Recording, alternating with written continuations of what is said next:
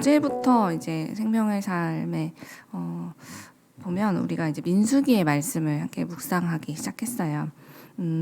민수기는 어떤 책인가를 먼저 우리가 잠시 생각해 보면, 하나님께서 시내산에서 이제 이스라엘 백성과 언약을 맺으신 때부터 40년의 광야 생활을 하는 그 내용들을 담고 있는 책이 민수기인데요. 이 책 안에는 이제 시내산에서부터 시작해서 이스라엘이 하나님을 반역한 가데스를 지나, 또 하나님께서 출애굽 2세대와 모압 평지에서 이제 언약을 갱신하시기까지의 그 모든 역사가 담겨 있는 책이라고 보시면 됩니다. 민수기에는 하나님의 백성이라고 불리는 이 이스라엘 백성이 그 이름과는 정말 다르게 하나님을 믿지 못하고 하나님을 향한 불평과 원망을 일삼으면서 하나님께 불순종을 반복하는, 또 반역을 반복하는 내용들이 담겨져 있죠. 그래서 결국 그 1세대들이 약속의 땅에 들어가지 못하는, 어찌 보면 정말 요즘 말로 그 고구마 100개를 먹은 것 같은 그런 답답한 이야기들이 이곳 이제 민수기 곳곳에서 발견되고 있어요. 사실 저도 이스라엘 백성과 똑같은 죄인임에도 불구하고 정말 이거는 감싸주기 어렵다라고 싶은 여러 죄들을 계속 이렇게 막 반복하고 있는 이 이스라엘 백성의 이야기를 계속 우리가 이 민수기 안에서 앞으로 살펴보게 될 거란 뜻인데요. 그러나 그럼에도 불구하고 하나님께서는 이렇게 늘 죄를 반복하고 하나님께 불순종하는 이 당신의 백성을 향해서 하나님의 그 크신 사랑과 긍휼을 나 이제 없던 일로 해야겠다, 나 이제 정말 취소해야겠다라고 하지 않으시고 그들의 다음 세대인 2세대에게 결국은 그들의 약속의 땅으로 들어가게 하시는, 그 땅을 허락해 주시는 것을 우리는 보게 됩니다. 그래서 이 민수기에 담긴 이스라엘의 불순종과 그리고 그와 대비되는 그들이 그렇게 불순종하고 반역함에도 불구하고 우리에게 사랑을 베푸시는 우리 주님을 보면서 우리는 우리 자신의, 우리의 내면에 있는, 또 우리 삶 속에서 이미 반복되고 있는 여러 가지 죄의 모습들을 이 이스라엘 백성을 보면서 우리 스스로를 돌아보게 하는 그런 귀한 말씀이 담긴 책이 바로 이 민수기라는 것이죠. 그럼 이제 우리 오늘 함께 우리가 읽었던 말씀을 살펴볼까요? 우리가 오늘 읽은 본문에는 여러분과 제가 계속해서 뭔가를 반복하는 것처럼 읽으시면서 느끼셨겠지만, 각 지파별, 이스라엘의 각 지파별 실제 인구 조사의 결과가 기록되어 있었습니다. 이 인구 조사는 군대에 동원될 수 있는 20세 이상의 싸움에 나갈 만한 자들의 수를 조사한 것이었는데요.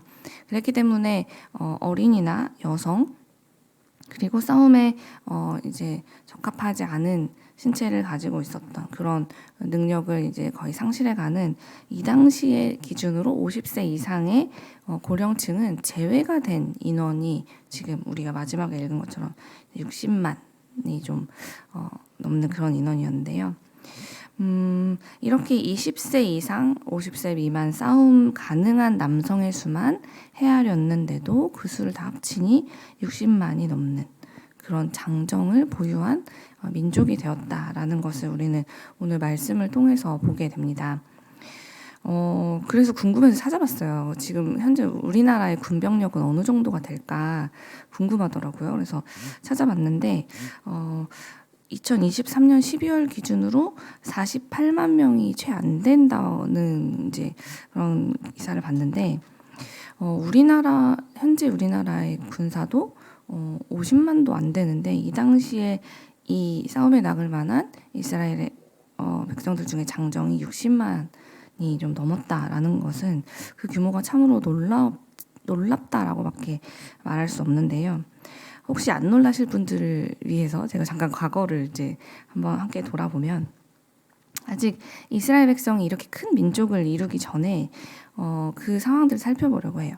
요셉이 여러 우여곡절 끝에 결국 하나님의 은혜로 이집트라는 그 대국의 총리가 되고, 그리고 그 요셉의 지혜로 그 나라가 극심한 기근을 이겨내게 되죠. 그래서 그 나라의 왕이었던 파라오는 요셉의 가족들에게 이제 호의를 베풀기로 합니다. 여러 우여곡절 때 만난 그의 가족들을 그 땅으로 오게 해주고 요셉의 아버지인 야곱과 그리고 야곱의 아들들과 그 가족들 모두를 이집트 땅에 이주해 와서 살 수 있도록 아예 땅까지 내어줬던 걸 여러분 기억하고 계실 거예요.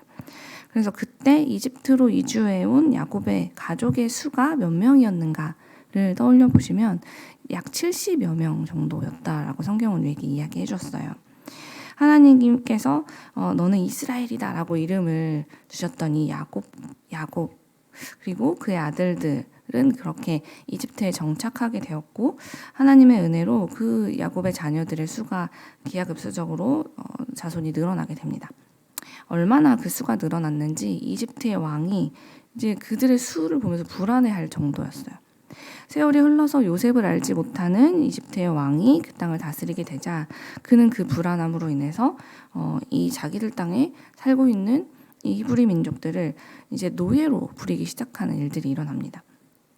여러분도 이미 여러 역사를 통해서 보셨다시피 노예의 삶이란 어떤 삶입니까?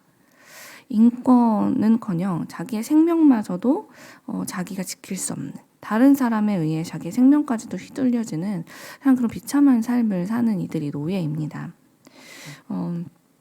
우리의 역사만 봐도 신대륙을 발견했던 사람들이 그 땅에 원래 살고 있던 원주민들, 우리가 인디언이라고 부르는 그 사람들을 무차별로 학살하고 쫓아냈던 슬픈 역사를 돌아보거나 또 대항해 시대 때 노예무역을 하던 사람들이 흑인 노예들을 얼마나 잔혹하게 대했는가를 떠올려 본다면 이 이집트에서 노예로 살았던 이스라엘 백성들 심지어 그 노예로 산 역사가 자그만치 430년이나 되는 이 이스라엘 사람들이 그 노예로서 얼마나 힘든 시절을 보냈는지에 대해서 상상하는 것은 어렵지 않습니다.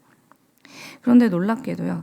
4년도 아니고 40년도 아니고 그리고 자그마치 430년을 노예로 살아온 이 이스라엘 백성들의 수가 줄어들었거나 간신히 그 노예로 살기 전의 인구를 유지했다더라가 아니라 오늘 우리가 본문에서 본 것처럼 이렇게 폭발적으로 증가했다는 것이죠. 이집트로 처음 이주해 올 때는 70여 명 정도였던 인구가 430년간의 노예 생활을 했음에도 불구하고 이 출애굽 이후 광야를 지나며 지금도 쉽지 않은 삶을 살고 있음에도 불구하고 인원을 세보니 군대에 동원될 수 있는 장정만도 60만 명이 넘고 여자와 어린아이와 노인까지 다 합치면 최소 200만 명이나 되는 정말 거대한 민족이 되었다는 것을 오늘 말씀이 우리에게 보여주고 있는데요. 이것은 무슨 뜻입니까? 고난과 환란이 이스라엘 백성의 삶을 온통 뒤덮는 것처럼 보이는 시간이 비록 430년이나 이어지고 있었지만 그리고 그 이후에도 그닥 이전과 다르지 않은 것 같은 고난이 형태만 다르게 장소가 다르게 이어지고 있는 것 같지만 그런 어려움이 결코 하나님의 백성을 그들의 삶을 망치지 못했다라는 것을 지금 오늘 말씀이 우리에게 보여주고 있다는 것입니다. 왜 이런 일들이 일어났을까요? 이렇게 힘든 시절을 보내고 수백 년을 자유 없이 살아가면서 이토록 노예로서 살아간 이 이스라엘 백성이 어떻게 그 인구가 줄지 않고 더 번성하게 되었을까? 그것은 바로 하나님께서 그들의 신음소리에 귀를 기울이시고 그들과 함께 하시면서 인도해 주셨기 때문이다 라고 말씀을 우리에게 이야기하고 있는 것이죠. 하나님께서 불타는 떨기나무 앞에서 하지만 절대로 타지 않는 그 놀라운 신비로운 그 나무 앞에서 모세를 처음 부르셨을 때 하셨던 말씀 여러분 기억하고 계신가요? 출애굽기 3장에 그 이야기가 나와 있는데요. 제가 7절에서 10절까지의 말씀을 조금 요약해서 말씀드려보면 하나님이 이렇게 말씀하셨어요. 세 번역으로 읽어드릴게요. 주님께서 다시 말씀하셨다. 나는 이집트에 있는 나의 백성이 고통받는 것을 똑똑히 보았고 또 억압 때문에 괴로워서 부르짖는 소리를 들었다. 그러므로 나는 그들의 고난을 분명히 안다. 이제 내가 내려가서 이집트 사람의 소나기에서 그들을 구하여 이 땅으로부터 저 아름답고 넓은 땅, 젖과 꿀이 흐르는 땅, 곧 가나안 사람과 햇사람과 여부스, 그리스, 히스 사람이 사는 곳으로 데려가려고 한다. 지금도 이스라엘 자손이 부르짖는 소리가 나에게 들린다. 이집트 사람들이 그들을 학대하는 것도 보인다. 이제 나는 너를 바로에게 보내어 나의 백성 이스라엘 자손을 이집트에서 이끌어내게 하겠다. 하나님은 이렇게 모세에게 말씀하셨어요. 내가 한 번도 그들을 모른 척한 적이 없고 못 들은 척한 적도 없고 그들이 고통받는 걸 똑똑히 보았고 그들의 고난을 다 알고 계신다고. 그리고 그래서 그들을 구해내기 위해 모세를 부르시는 그 장면, 우리가 참 성경에서 잊지 않고 기억하는 가장 감동적인 장면 중에 하나인데요. 이 말씀과 오늘의 본문을 우리가 이제 함께 연결해 보자는 것이죠. 사랑하는 여러분, 우리가 살다 보면 참 이제 더는 감당하기 어려워라고 생각이 드는 그런 여러 가지 환난과 시련을 당할 때가 있습니다. 제가 당했다라는 표현이 정말 너무 적절하게 느껴지는데요. 왜냐하면 정말 힘든 일들은 꼭 이렇게 사고처럼 당하는 느낌이 들어요. 우리가 예상치도 못한 때, 생각지도 못한 일들로 여기저기서 막 터지는 그 여러 환난과 고난들은 정말 사고처럼 우리 삶에서 곳곳에서 또 한 번에 막 일어나는 일들을 경험하게 되죠. 하지만 중요한 사실은 그런 때조차도 전능하신 우리 하나님께서 우리와 함께 계신다라는 것입니다. 그분이 우리와 함께 계시면서 무능력하게 그냥 가만히 계시는 게 아니라 우리가 괴로워서 부르짖는 그 소리에 온 마음과 정성을 기울여 들으시고 또 우리의 고난을 내가 분명히 안다라고 하나님이 말씀하셨다라고 성경은 이야기하는데요. 하나님이 분명히 안다라고 말씀하실 때 그 의미는 무엇입니까? 하나님께서는 우리의 고통을 누구보다 잘 아시기 때문에 지금도 우리를 구하기 위해 내가 일하고 있다라는 것이죠. 430년을 노예로 살아도 이스라엘 백성들의 수가 줄지 않도록 하나님께서 그들 가운데 함께 하셨던 것처럼 또한 그 이후에 또 사람이 살기 너무 적합하지 않고 힘든 이 광야를 이 자그마치 200만 명이나 되는 인구가 이후에 이들이 광야 생활을 얼만큼 합니까? 40년이라는 세월을 보내게 되잖아요. 그런데 그런 세월을 신발 하나 닳지 않고 옷 한 벌 헤어지지 않고 배가 고파서 거기서 삶을 다하는 이가 없도록 하나님께서 매일매일 그들을 지켜주신 것처럼 오늘 우리 이 시대를 살고 있는 우리 그리스도인들에게도 동일한 사랑과 능력으로 우리와 함께 하시면서 우리를 구원하시는 분이 바로 우리 하나님이다 라고 오늘 본문은 이 인구 계수를 통해서 우리에게 확인시켜주고 있는 것이라는 겁니다. 그러므로 사랑하는 여러분, 오늘도 우리의 삶 속에서 어떤 일들이 우리 눈앞에 펼쳐질지라도 우리 하나님의 전능하심을 믿으시기 바랍니다. 불평과 원망이 차오르는 현실이 우리 삶에 나타나기도 하겠지만 또 하나님의 사랑과 신실하심을 의심하게 되는 그런 형편들이 자꾸만 눈앞에 펼쳐지는 때도 오겠지만 그럼에도 불구하고 우리는 그렇기 때문에 하나님께 더욱 순종하고 불순종하고 싶은 마음, 반역하고 싶은 마음, 또 이 불평과 원망의 마음을 자꾸만 거절해내는 우리 모두가 되길 간절히 소망합니다.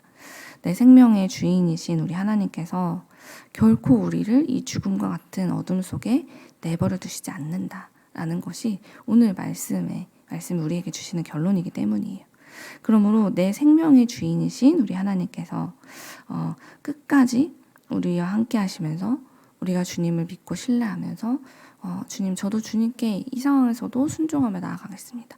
주님을 신뢰합니다. 라고 고백한다면 분명히 하나님께서 이 고난을 통해서 우리에게 놀라운 복을 행하실 것을 믿습니다.